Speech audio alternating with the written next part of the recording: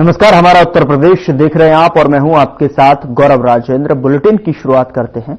UP की bureaucracy में गुरुवार की देर रात बड़ा बदलाव कर दिया गया। प्रमुख सचिव और अपर मुख्य सचिव स्तर के अधिकारियों की जिम्मेदारियों में बड़ा बदलाव किया गया है।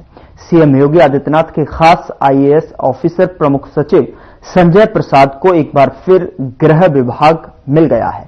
कुल 46 अफसरों की जिम्मेदारियों में बदलाव किया गया। इसमें से कई अफसरों के पर कतरे गए हैं, कुछ अफसरों को अतिरिक्त जिम्मेदारियां दी गई हैं, तो कुछ लोगों से जिम्मेदारियां वापस ली गई हैं। बिना विभाग के टहल रहे अफसरों को भी अब विभाग मिल गया है। संजय प्रसाद फिलहाल प्रमुख सचिव, मुख्यमंत्री और प्रोटोकॉल और सूचना एवं जनसंपर्क विभाग देख रहे हैं और अब इन पदों के साथ ही उनके पास गृह, गोपन, वीजा, पासपोर्ट और सतर्कता विभाग भी आ गया है।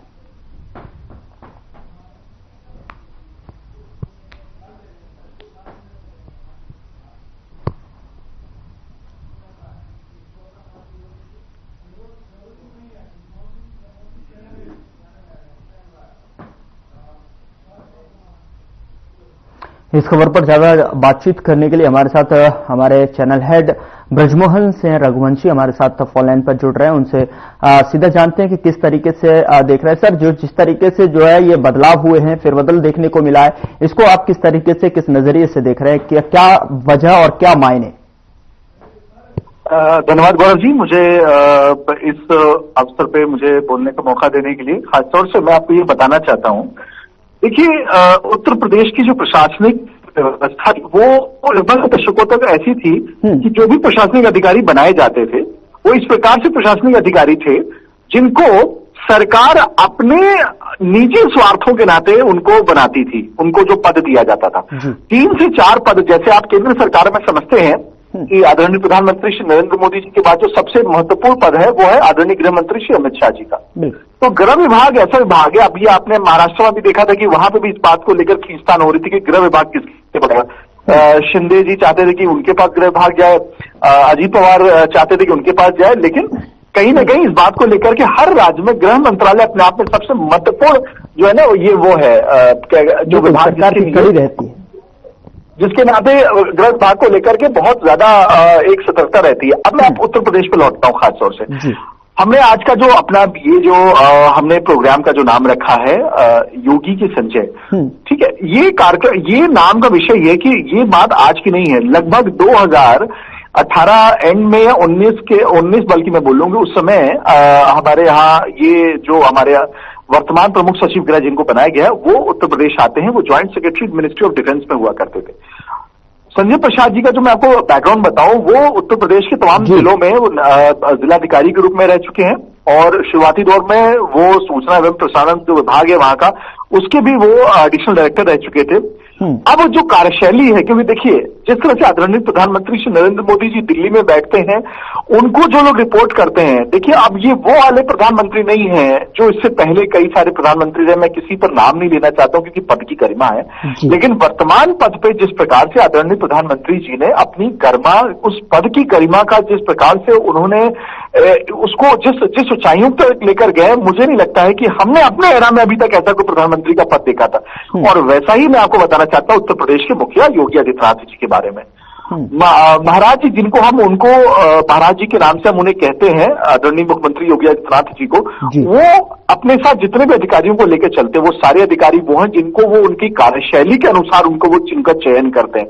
मैं आपको बताते चलो कि विभाग उनके पास गृह का पहले भी था। जब अवनीश अवस्थी 2022 में जब वो रिटायर होते हैं 31 जुलाई को, तो उसके बाद ये गृह विभाग संजय प्रसाद जी के पास आता है। उसके बाद लगातार उनके पास ये विभाग बना रहा, लेकिन चुनाव से पहले इलेक्शन कमीशन ने उनको इस पद से उन्होंने विभाग ले लिया, क्योंकि आप समझते हैं कि चुनाव के टाइम पर ऐसा विपक्षी दल आरोप लगाते हैं कि जो वर्तमान में उस समय डीजीपी और जो प्रमुख सचिव गृह या गृह सचिव होता है वो निजी फायदे पहुंचा सकता है सरकारी यानी सरकार वाली पार्टी को खास तौर से। तो 2024 के लोकसभा चुनाव में इलेक्शन कमिश्नर के उनके रिकमेंडेशन पे इनको वहां से विभाग ले लिया गया था। और अब क्योंकि ये ऐसा नहीं था कि विभाग लेने के बाद 2 महीने बाद 3 महीने बाद फिर मुख्यमंत्री जी उनको एक जिद पर उनको ले लें, लेकिन कार्यशैली ऐसी है संजय प्रसाद जी की, और खासतौर से गृह विभाग वो विभाग है जो 24 घंटे का विभाग है। आपको पता होना चाहिए कि दिन में घटनाएं नहीं घटती, घटनाएं अक्सर रात में घटती हैं, सुबह घटती, कभी भी घट सकती हैं।